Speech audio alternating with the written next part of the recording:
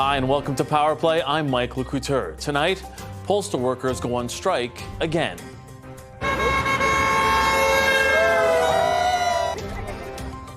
Mail delivery has stopped across this country in response to the government ordering sweeping reforms to Canada Post's mandate.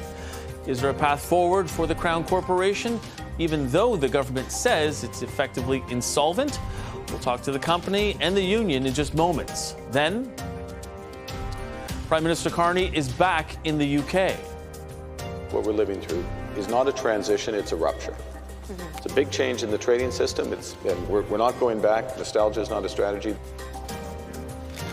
He's meeting with allies after a week that saw U.S. President Donald Trump deliver a blistering speech at the United Nations where he attacked the organization. We'll get the latest from London from our very own Jeremy Sharon. Plus, political balancing act. The Canadian economy is growing, Madam Speaker. I think you should be thanking the plan of this government. We're not going to join the finance minister in patting himself on the back while millions of Canadians are lined up at food banks.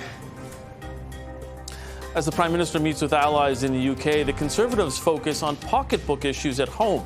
Our front bench will dig into the strategic calculations of Mark Carney as he splits his time between domestic issues and those abroad. But first,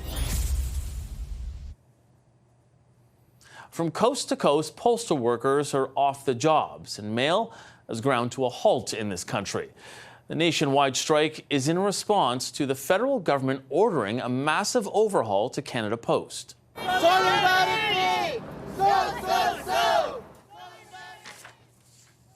There are just some of the picket lines across the country after the Canadian Union of Postal Workers launched a strike action last night. The government describing the company as effectively insolvent, and it's on track to lose $1.5 billion this year. And it already got a $1 billion bailout to remain operational, with the Fed saying that the company loses about $10 million each day. It's led the government to accept recommendations from the Industrial Inquiry Commission ordering major transformation at the company, including restarting community mailbox conversations that were halted by Prime Minister Trudeau in 2015. Also, lifting more than 30-year moratorium on rural post office closures and allowing an end to daily mail service. Jobs Minister Patty Hajdu has released a statement that reads in part, CUPW and Canada Post need to find the right balance that secures the future of the cooperation that respects the workers who keep it running. Canadians depend on them to get this right. John Hamilton is Canada Post Vice President of Strategy and Communications, and he joined me earlier today. Mr. Hamilton, welcome back to Power Play. Thanks for being here. Thanks for having me on. So the union has said they're willing to work with Canada Post and management. They said that 30 days ago they submitted an offer and they've been waiting for management to come back with an answer. Why has it taken so long for them to get an answer? Yeah, well, two reasons. First, the offer was a very wide gap between what we could afford. It was some $2.8 billion in new costs over the 4 years of the what would be a new collective agreement. It added new personal days, so now up to 17 on top of stat holidays and up to 7 weeks vacation. Had a whole lot more full-time, and also had a veto in there because they would call any changes within our operations technical changes, which have all kinds of complexities that require essentially vetoing any changes in our operations. So we said, well, that we can't afford that. We can't sign on to that. Clearly change needs to happen. We were working on and we asked them to come back with something that was more in the ballpark. Mm-hmm. They didn't. So we said, okay, we'll present new global offers. We were working on that, but we watched the minister's announcement yesterday, just like the union was, and we now need to review that offer based on the expectations that have been laid out, so that we can make Canada Post leaner and more in line with what Canadians need. So we'll present those offers next week. We've told the union that. But we need to get down to negotiations. There was just such a wide gap. Much of what they put forward in their offer in August was what they started with 2 years ago. And there were actually new things added. So we're not in a position where we can afford things. We want to put forward an offer that is reasonable, but at the same time affordable. Because, as Canadians now know, they're on the hook for, our losses. $1 billion alone this year, and more to come. And the minister has said that's going to end. So you need to fix things and align with where Canadians are at, because we can't continue to do that. Canadians can't keep paying more and more as taxpayers for a service they're using less and less. But you couldn't have had that conversation in the last 30 days. I mean, we know the stats out there that they say there's roughly $10 million per day that's being lost by Canada Post. And the union's claim is that you guys are basically creating this situation so it looks worse. And you could have, in those 30 days, potentially responded to their response. We did respond to them. We told them exactly what was wrong with the offer and asked them, look, come back with something that's in the ballpark. We can't add $700 million a year in new costs when we're losing $1 billion a year. 19% wages, 17 personal days, enshrining a lot of what is pay for time not worked within our collective agreement. You know, the structure upon which we build letter carrier routes today is based on old dated information. It's built for a time of a lot of mail. A lot of letter carriers finish in less than 8 hours, but they have to get paid for 8 hours, and we can't give them any more work. So enshrining that stuff was not sustainable just, in the past. So where do you start in negotiations with that? So we said, why don't you come back with something, where do you really, what's really important? They said nope, so we said, okay, let's build new collective agreements. And unfortunately, we're not at a point where you can just pass back and forth a couple of bullet points as to what you want to achieve. We have to provide full legal contractual language as to what that change would mean, because the trust just isn't there at the table. So we need to work through that, but unfortunately, the union's premise and their foundation is always that our fiscal situation is not real. It has somehow been concocted, that somehow mail disappeared for some other reason other than Canadians are just mailing less. And when that's the foundation, it's hard to find the common ground to how we move forward. If we can't agree that we are facing an existential crisis, how do you work together to fix that crisis? We want to get there, and I think the minister's announcement yesterday is very helpful in that regard. But we are not there, and they're out on strike, and the message is no change. So with that change in mandate will come some job losses. Are you able to put a number on those job losses that the union can expect? We need to put forward a plan. The minister's asked for a plan in the next 45 days, so we're going to work on that. But, I don't think it's any surprise we need to be a leaner organization. What does that mean, though? Because I think a lot of union members will look at this and say, so is my job in danger right now? Well, first off, our employees that have, with Captiva, that have more than 5 years, have job security for life. They can never be laid off even if we don't have work for them. So let's put that to the side. But as we move forward, 14,000 employees just within CUPW are going to retire over the next 5 years. So as we make changes, this isn't about just reducing headcount. It is saying, look, when we move to community mailboxes, it takes fewer to deliver to a community mailbox than deliver to the door.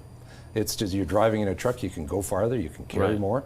So we will be a leaner organization providing a service that most Canadians won't really notice a lot of differences in, but we have to change that. And as well as we look at our retail network, we need to focus on those areas where we're overserved, because the rural moratorium, the name freaks people out, get that. We want to preserve rural, northern, and remote services. But a lot of that list was created in 1994, so you could walk into Richmond Hill and say, hey, did you know that according to Canada Post, this town is considered rural, so we can't touch any of these 5 post offices all within a few blocks of each other? So we can't sustain that. We got to make the service more affordable, because Canadians value it, but it's just becoming too expensive to them as taxpayers. Part of that as well, Minister Lightbound was on this show yesterday talking about how he's asked Canada Post to review the corporate governance as well. And he said he wants to reduce operations by, quote, 15 to 20%. How many managers can expect to lose their job as a result? Well, we're building those plans, and we need to report back to the minister, but there should be no stone unturned, and that was the message from the minister. We've already been on that journey as management over the last year. We've had layoffs, we've reduced our executive headcount, and people have left the building. And, unfortunately... And will there be more, though? There will be more of that, but we will do it in a thoughtful way, because at the same time, we have to ensure we have the people in place to execute the major transformation that we're just about to go through. So we will find the right balance, But yeah, it's just as management has had to reduce its size and to do different things, we need to do that right across the organization. And a lot of it, because of our regulatory structure and our collective agreement, has been frozen in time since the 90s and 2000s. While Canadians have moved on and use us less, they mail less, they used to send us a lot of mail, we're built for that. But we're not built for the small amount of mail, the 2 billion letters that they give us today. We're built for 5.5, and that's not sustainable. So I just want to be clear on this before we leave this. Is it going to be cuts through attrition to the union workforce, or is it going to actually be job cuts within the union as well? We are going to lean on attrition as much as possible. Obviously, we need to put that in place, and our employees go right across the country. But with 14,000, and half of those are eligible to retire right now. So we have a number of employees that are on the precipice of retiring and can go enjoy that pension while we make changes and we become a leaner organization, and we ensure we secure the company for the people that work here. The most secure jobs come from a company that is solid and secure, and we are the farthest thing from that. And we've just been told that the taxpayer lifeline is going to end. We never wanted to be there in the first place, but we're going to do what we need to do to return there while making thoughtful changes over the next while and working with Canadians so that they understand what exactly that means. Okay, unfortunately, we're going to have to leave it there. Mr. John Hamilton, Vice President of Communications and Stakeholder Engagement, thanks for joining us. I appreciate it. Thank you. And with us now in studio to respond to that interview and talk about the job action by thousands of employees is a negotiator for the Canadian Union of Postal Workers, Jim Gallant. Mr. Gallant, thanks for being here. Thank you. So before you dissect everything that you heard, and I saw you furiously scribbling down notes there, do you take any comfort in hearing Mr. Hamilton say that the majority of those cuts will come by attrition? And he points out that about 14,000 14,000 of your employees are set to retire within the next 5 years. Well, I'm sure that anybody listening to Mr. Hamilton, when he says he'll be thoughtful or the corporation will be thoughtful, it probably brings laughter into their life. But 14,000 may retire. They don't have to retire. They may not be able to retire with this kind of economy. It's a guess at the most. And he didn't commit to you or to us that that's what's going to happen. He said we'll lean on it, whatever that means. Right. What do you say to Canadians right now that are seeing all of your members out there, or a great number of your members, and they're saying to themselves, why are they on strike again? I say join us, come to the picket line and find out if you don't already know. But the minister dropped a bomb yesterday, and it's big changes for Canadians. It's big changes for postal workers, and we couldn't lay down on it. And in your opening, you said postal workers are on strike again, but that's not the case. We're still on strike, because what happened was we went out last November and December to try and settle this thing, and the government ordered us back, and then ordered a commission, ordered a vote, and now have taken, and everything leads to when Lightbound puts his announcement out yesterday. You could take Canada Post's press statements from November and December last year, and he gave them exactly what they wanted. It's their Christmas list, right? Yeah. But your latest offer, as Mr. Hamilton had said, and Canada Post is saying, would add $2.8 billion to new costs over the next 4 years. It includes former personal days, when you already had 13, plus the statutory holidays and 7 weeks of vacation, according to them. Do you think that most Canadians will look at that and believe that that's a reasonable ask? The vacation time is something that they use as a buzzword, so I'll leave that one alone. It's something I think you and I have talked about. We took vacation leave instead of getting bigger raises way back when. That's something that's been in the collective agreement for years. The 4 personal days that they're talking about, we have a grievance in that an arbitrator is seized with, that we say we were supposed to have 17 anyway. The government, we already had 7. The government put 10 into the Canada Labour Code. If you add 7 and 10, do you get 13? That was Canada Post math. So those are things that the minister could have taken care of when he dropped his bomb, but he didn't take care of. and I'm forgetting the third one that you. It was the statutory holidays; those are already in there. I think that was the three because, but at the same time, there is a significant raise that you're asking for. The number that they have put out there is 19%, or at least a 19% wage increase, and that is something that gets the attention of Canadians as well, who, we've spoken about in the past. Every Canadian would love a 19% wage increase, but in this economy, that's not something that everybody's going to get. So it's over 4 years, right? And the 2 previous years we signed an extension during COVID, so there wouldn't be any upheaval during the pandemic, and we took 2 and 2 during the pandemic. And during the pandemic, the inflation rate on those 2 years was 6.5 and 4, or 4.5. So you end up with we're trying to make up for. And the corporation agreed when we signed that extension that we were going to take care of it when the new collective agreement came in. So 19% over 4 years, when you think that we lost probably 6 or 7% back in those 2 years of extension, it's not a big number. But a lot of Canadians did at the same time, but they're not getting that kind of recoup that you're asking for right now. And I think a lot of Canadians will look at this and the financial situation that we're seeing Canada Post in right now. And people are trying to square that circle. In a sense, Canadians may ask, how can you ask for so much when so little is coming into Canada Post and it is doing so badly? And I'm gonna laugh a little, but the minister was very clear, and he piled up all the sandbags too. He said, they're losing $10 million a day. They lost $400 million in the second quarter. All the negative stuff gets piled up. But the thing is that we are in a legal strike position, and we've been since November and December. And customers are staying away because of that, some of them. And they're using foreign entities, the FedExes and the UPSs of the world. And when we get a contract, they will be back. And they say it on their websites. We're waiting for Canada Post to be back. But are you sure about that? And the only reason I say that is because when people get used to using something else, they may not come back to Canada Post if they can't believe that it's reliable. And we've heard this from small businesses who look at this and say, I have to take my business elsewhere because I can't rely on Canada Post. We're the best price in town. That's why they'll come back. And we're the best service in town. And that's something the minister is taking and getting rid of. And that will be the problem down the road. We're not going to deliver to the door. So if you get a parcel, you're not going to get that parcel to the door. But if the other carriers come, it's going to be put right into your hands because they're going to ring the doorbell. Not all of them. Some of them will throw it on the lawn. But that's not what we do. But instead, Canada Post is saying you're going to go down the road, around the corner to a mailbox and open up and get a key and open up another box, and there will be your parcel. Some people in Canada have to drive kilometers to do that. We're not in favor of that, and that's not what customers want. And it's not what Canada Post management wants. It's not necessarily what we want, and it's not necessarily what the government wants. What do the public want? And that's why we want the public to get involved. And you asked earlier, what should the public be thinking?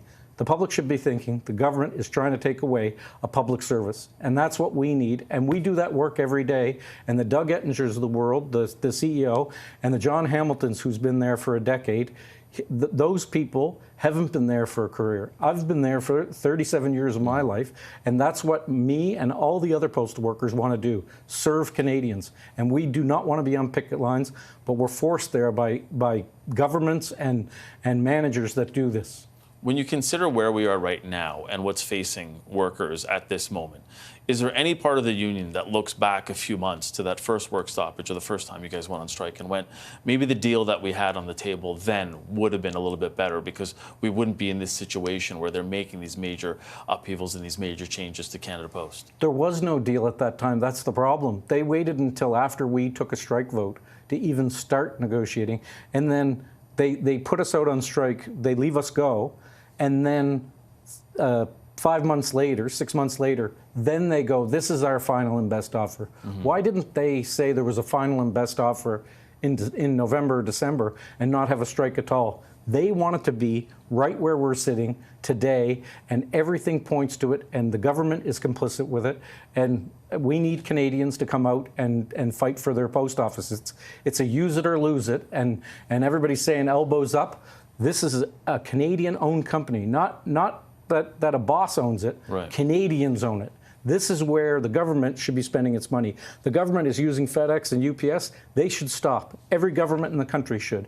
That's what's going on here. Are you at all concerned that Canadians won't come to the picket lines, won't be supporting you because they're looking at this and they see the story of Canada Post as something that needs major reform before it can go forward? Are you concerned that we need this type of rupture that Prime Minister Carney has been speaking about, but specifically with Canada Post, before anybody feels like they can trust it again? All the workers in Canada are under attack. You've seen it, strike after strike, order back to work after order back to work. Canadians know what's going on. It's not good for the worker, and Carney can say all he likes. I guess Prime Minister Carney can say he's for the worker, but the proof is in the pudding. This isn't helping the worker. The minister yesterday, when he made his announcement, said, "Oh, I hope this will get the parties closer together." How tone deaf do you have to be to give the employer everything that they want and say that the union is going to then be closer? Last question. So this won't get you back to the table. I think we need to get back to the table. No matter what it is, we need to get back to the table. Did the minister help anything? No. Right.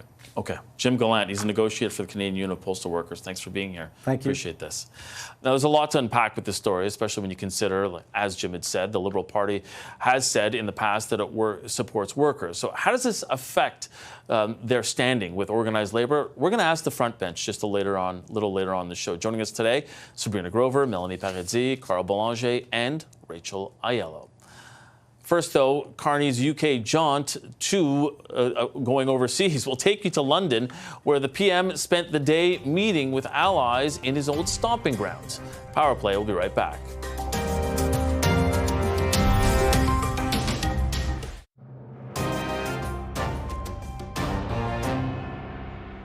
We have learned the lesson that we need to be, we use the expression, masters in our own home. We were over-reliant on one trading partner. We can address it by building at home and diversifying, we'll get to it, I'm sure, with like-minded trading partners around the world. That's not everybody in the world, but countries that share our values, share a commitment to open markets. That was Prime Minister Mark Carney talking about the value of his visit overseas. Now, he's in London for the Global Progress Action Summit and a series of meetings with allies, including British Prime Minister Keir Starmer. CTV's Jeremy Sharon is traveling with the Prime Minister and joins us right now from London. Jeremy, thanks for taking the time, first of all. But second of all, we've heard how he's framing it publicly. But still, there's a lot of criticism from opposition parties who wonder what Canada will be getting out of this trip. What are you hearing behind the scenes about what a win could look like at the conclusion of this trip? Yeah, look, Mike, to your point, there's a lot of criticism. We've heard from the Conservatives that, Prime Minister Mark Carney is spending more time away than he is at home. The pitch and the idea here from within and from senior government officials that we're speaking with is that this is a trip about face-to-face time with some of these like-minded world leaders.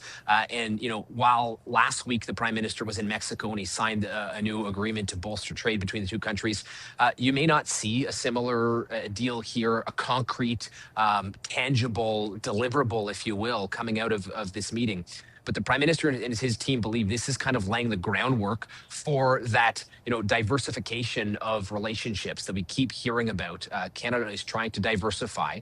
And so this is kind of, putting in some of that groundwork is what they believe to try and really bolster some of those relationships when it comes to trade, when it comes to security, to economic gain. He's meeting with business leaders tomorrow, looking to, bolster or open access to some of those markets for Canadian businesses. So, the idea here behind the scenes is really that face-to-face time that the Prime Minister will get with these leaders is quite valuable. He's at a dinner tonight at 10 Downing Street with the Prime Minister of the United Kingdom, with the Prime Minister of Australia, and the Prime Minister of Iceland. So it's that face-to-face time that he's getting here that they believe is very valuable and will help them in the future. You spoke a little bit about that meeting tomorrow with some business leaders. What else does he have planned for the rest of this trip?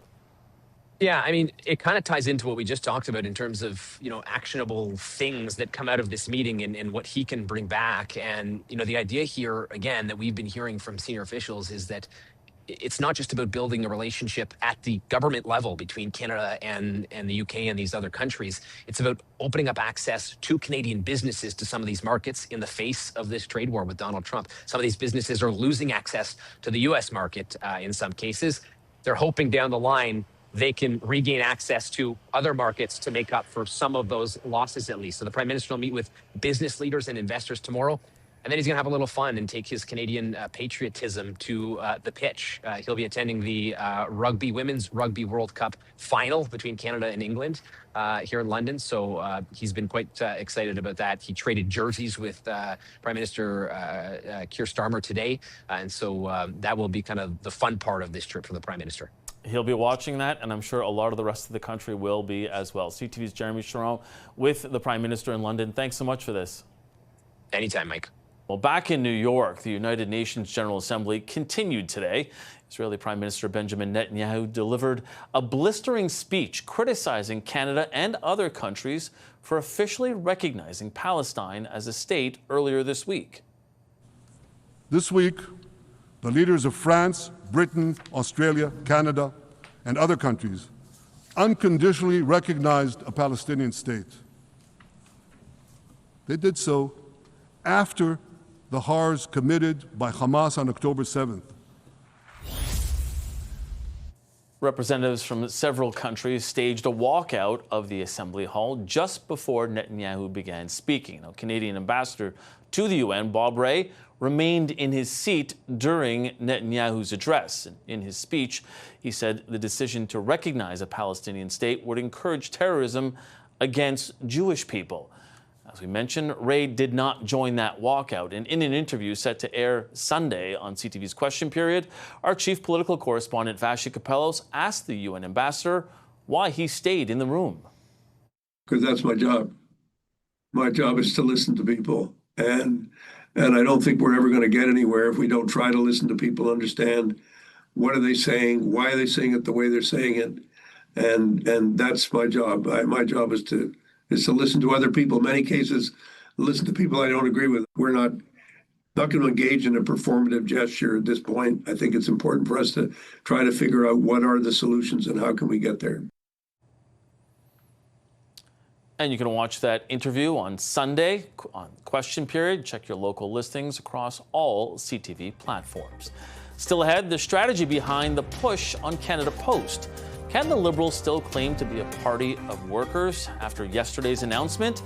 We'll ask our front bench. Sabrina Grover, Melanie Paradis, Carl Boulanger, and Rachel Aiello. They're all here, and they'll be with us when Power Play returns.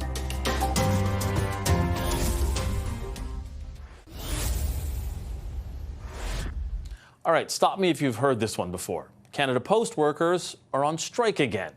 Now, they feel like they've been forced into this position after the federal government says major changes are needed at the Crown Corporation, notably ending door-to-door deliveries. So far, the feds don't look like they will intervene. As Jobs Minister Patty Hajdu said, she's encouraging both parties to continue to work towards a resolution in their ongoing labor dispute. Now, over the past year, the federal government has used back-to-work legislation to end other disputes, like strikes by the rail workers and Air Canada flight attendants. So how could this latest walkout impact the federal government's politically? Let's bring in the front bench. Sabrina Grover was a federal Liberal candidate in the 2021 election. She's a senior advisor at North Star Public Affairs. Melanie Paradis is the former communications director to Erin O'Toole. She's now the president of Texture Communications. Former interim NDP National Director Carl Boulanger is here. He is now the president of Traction Strategies. And back in her usual spot is CTV National News correspondent Rachel Aiello. Welcome back to Friday, everyone. Great to have you all back here. Now, Sabrina, during the campaign, Mark Carney said that the Liberals support workers' rights. And after what I just listed off, can they still say that? Well, I think not all strikes are made equal, and I think that that's where you're seeing the government kind of maybe be a little bit more ambivalent about this strike when it comes to Canada Post workers. I mean, I will say I think some of the moves they made earlier when it comes to Air Canada were in error, but where Canadians stand when it comes to Canada Post is not super far from where it seems like the government and Canada Post itself stands when you don't think about the workers. And I think what's most important is, like, we've seen some of these headlines like sweeping changes, like no more door-to-door delivery. how many people are checking their mail every day for bills or for important documents? So many people have switched online.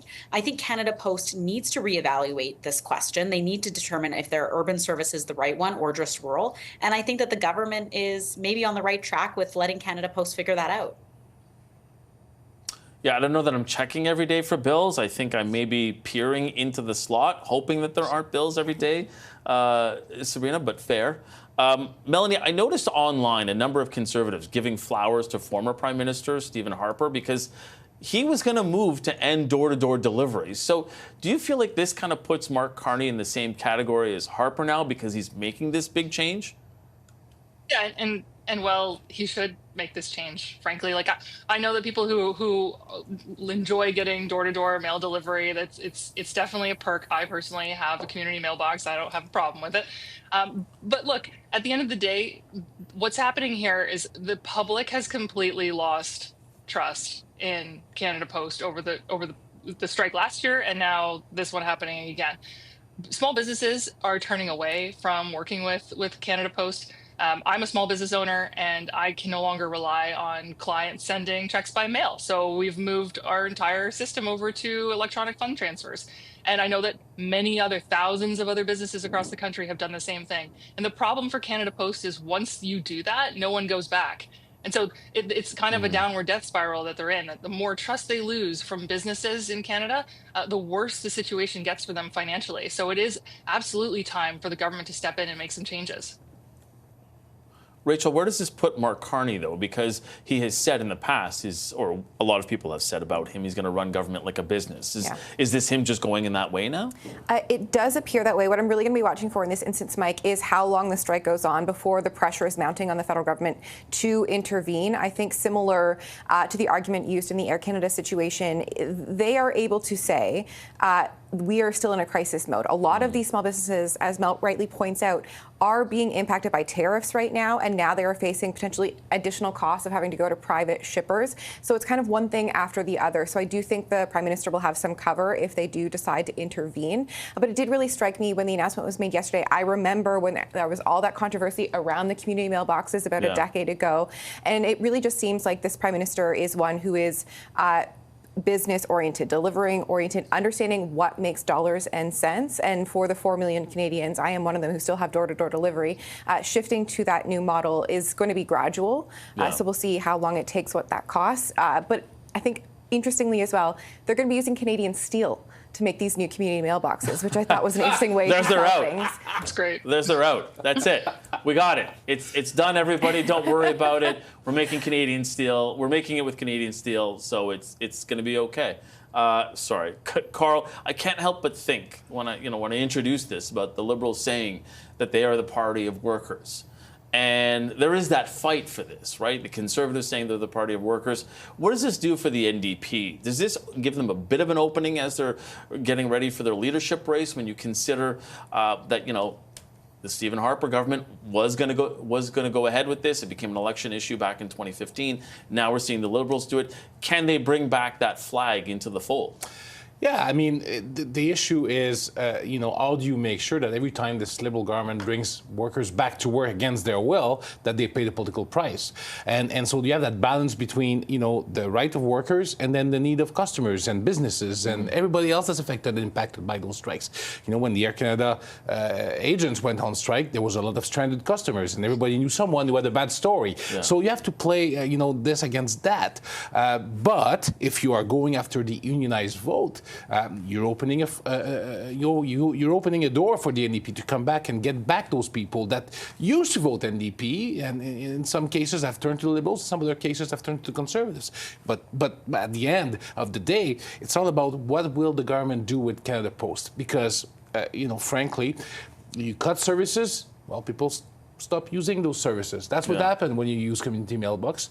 And they tried. Remember e-Post? Did you have a Canada e-Post account back in the late 90s, early 2000s? It lasted for about 20 years. You had an email from Canada Post, and you could use those services.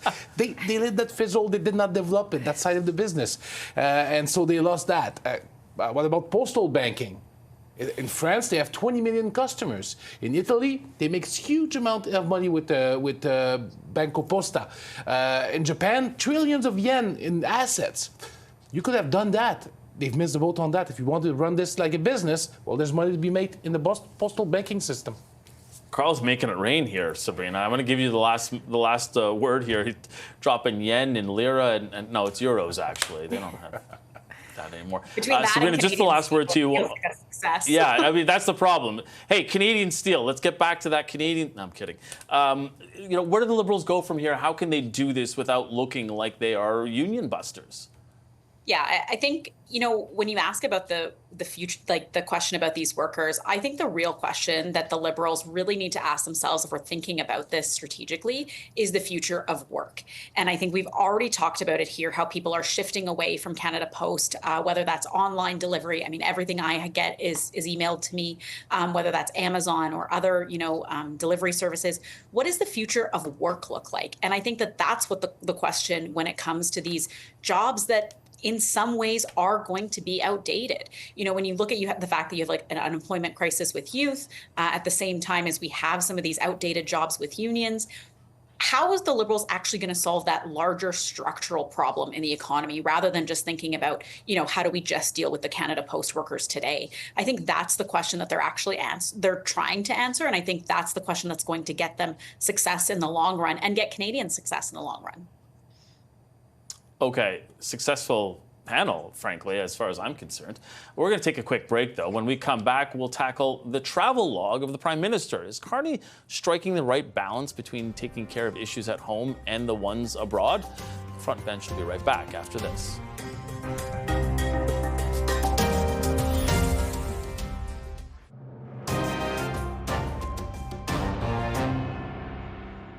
The inflationary policies of this Liberal Prime Minister continue to drive the prices of food at the grocery store higher and higher. I have some good news for the member. The Canadian economy is growing, Madam Speaker. I think he should be thanking the plan of this government, Madam Speaker. We're not going to join the finance minister in patting himself on the back while millions of Canadians are lined up at food banks. GDP shrank in Q2. The finance minister should know that. I know the Conservative are eager to see the budget and hopefully vote for it. Because, Madam Speaker, indeed, we need to change course in this country. We need to spend less so we can invest more, Madam Speaker. Debate in the House of Commons this week has gone back to those bread and butter issues as affordability continues to be top of mind for many Canadians. Also, we're just 6 weeks away from a federal budget, which the Parliamentary Budget Officer says will see a sharp rise in the deficit. Have a look at these new numbers from Nanos Research. According to a new poll, the economy is the #1 issue, followed by U.S. President Donald Trump and U.S.-Canada relations. Now, it's a significant shift from August. Back then, Trump was the biggest issue for Canadians and had been for several months. Amid those trade concerns, Prime Minister Mark Carney has focused a lot of his energy in the last few weeks on strengthening trade and security ties elsewhere. Now, that's a big focus of his current trip, the one that he's on right now in the UK. What we're living through, all of us, what we're living through is not a transition, it's a rupture. It's a big change in the trading system. And we're not going back. Nostalgia is not a strategy there. A big change in geopolitical risk. We have agency, but we have to build strength at home, find those like-minded partners, bring together. And in doing so, we deliver for our citizens, but also it gives a confidence and a purpose to the country that is empowered. So is the Prime Minister striking the right balance when it comes to juggling issues, both at home and abroad? Let's ask the front bench. Sabrina Grover, Melanie Paradis, Carl Boulanger, and Rachel Aiello. Melanie, do you think that he is striking that balance when you consider that he has been traveling quite a bit lately, but he continues to say all of those trips and making those trade deals are to strengthen Canada at home as well? Well, I don't think he's quite hitting the mark anymore. So for the past 6 months, the issue set was very clearly, how can we pivot Canada away from its dependency on the United States in terms of trade to fuel our economy? How can we diversify our trade?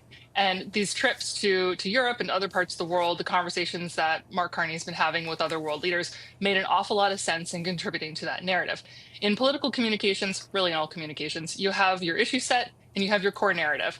And all of a sudden, the issue set has very significantly changed for this prime minister. Now that we're seeing jobs in the economy as the top of the polling numbers, which conservatives would have killed for 6 months ago during the election, you're going to see there's a necessity for Carney to pivot what his core narrative is about. He can still go and get these trade deals with other countries, but he needs to be able to tie that back to how is that going to deliver jobs in this country. And if he's not communicating about that, then he's completely going to go over the heads of most Canadians. Yeah, and Rachel, I think I sort of alluded to it there with the budget. It feels like he's going to try and bring it, like that's sort of the culmination of the fall sitting, right? And making sure that it does all sort of come home. Do you think that he's being effective, even though he is abroad for quite a bit in the last couple of weeks? Do you think he's being effective with the affordability issue here at home? I think it depends on what your metric is for being effective. If it is delivering that message to a domestic audience in the House of Commons, no. Mm-hmm. He was in question period once this week just for a showdown with Poilievre. That's it. No participating in other debates, not taking questions any other day. And I do think as the budget gets closer, I don't know that that's going to fly. That accountability is going to need to be there unless he's going to put that on the finance minister solely to wear. So I do think it's going to come to a point, Mike, where he is going to need to show deliverables from all of his foreign travel. Yes, we're getting these little like memorandums of understanding, soft, nice little press releases, but substantially it's not bringing much to the table. There's been a number of world leaders that have come to Ottawa in the last few days that, barely made headlines. Yeah. So he's going to have to find a balance. I understand that his comfort zone is on the international stage, meeting with these world leaders, and less so in the House, but his job requires both. And Carl, who knows when we're going to have an election? I mean, it's a minority government. It doesn't feel like it's going to be soon, but one never knows. And it's not like he can pivot back to affordability just for an election, right? He has to have been seen to have been taking care of it in these weeks. Especially in the context of food prices that are going up. Because remember, I think it was Minister Champagne actually who was like claiming mission accomplished because in his flyer, the turkey has gone down for Thanksgiving last year. Yeah. Thanksgiving's around the corner. Where was the price of turkey this year? Yeah. And so that's the reality Canadians are facing. And as Trump is, kind of fading away from the Canadian consciousness because he's not talking about 51st state as much, he's not talking about the next in the country, he's kind of moved on to other stories.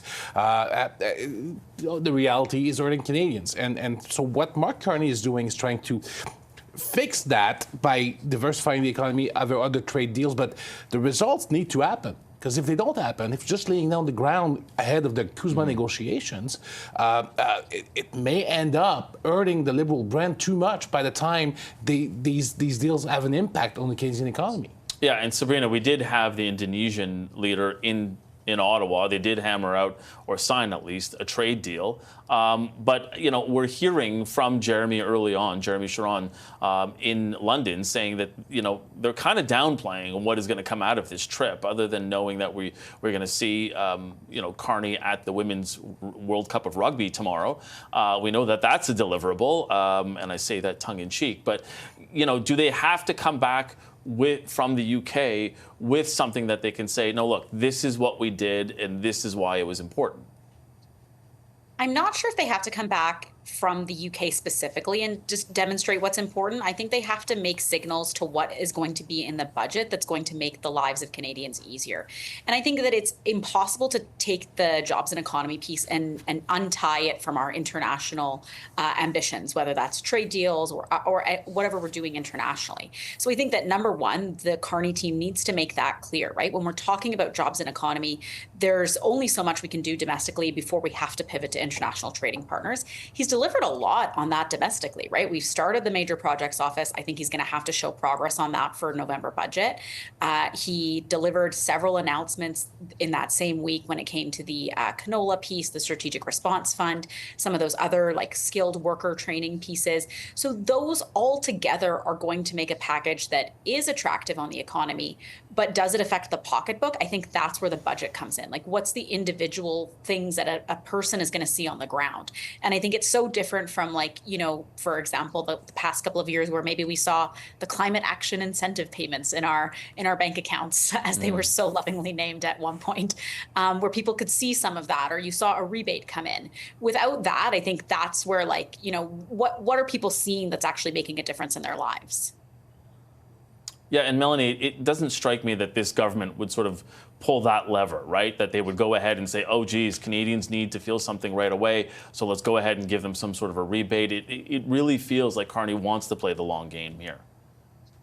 I think so. And I think I'd be remiss if I didn't say that we're only 5 weeks out from the budget, from the scheduled date that they said that they're going to deliver their budget on November 4th. I regret to inform you that it's almost October. And so we're getting pretty close to it. We're going to see a whole bunch of announcements, I think, over the next couple of weeks leading up to that budget. Things that will be in the budget that they want to announce early on, in part because they see the shifting landscape of the issue set of Canadians. They want to respond to some of that.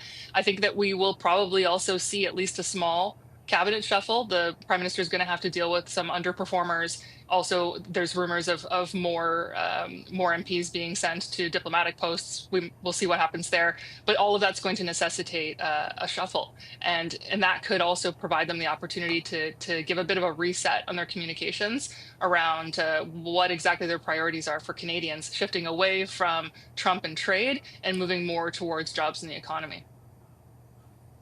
I'm not sure that we can handle a shuffle and a budget in the next month. I know that we can in the Bureau here. 100% we can handle it. Do people really? I don't know that the people in Parliament Hill want it. Okay, we'll have to see. We're going to leave it there. Thanks to our Friday front bench. That's Melanie Paradis, Sabrina Grover, Carl Belanger, and Rachel Aiello. We're going to take a quick break. We'll be back with today's takeaways. Stay right there.